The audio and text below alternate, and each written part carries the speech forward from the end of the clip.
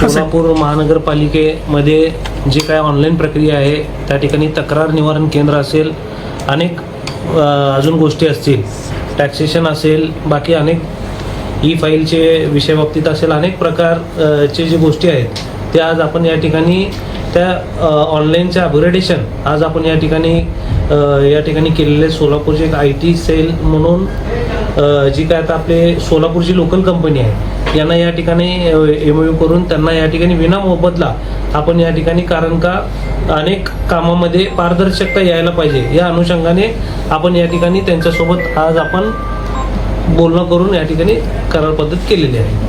हे पूर्णपणे मोफत असेल?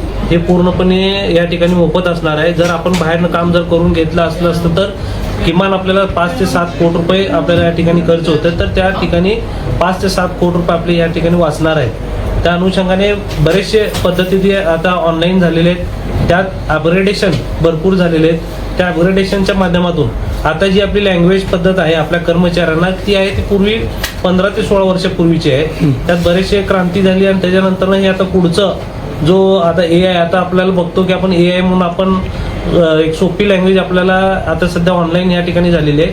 त्या ह्याच्या माध्यमातून आपल्याला सर्व कर्मचाऱ्यांनी एक सोपी पद्धत, एक ID कोड टाकल्यानंतर सर्वच प्रकारचे कामं या ठिकाणी दिसलं पाहिजे किंवा त्या ठिकाणी आलं पाहिजे.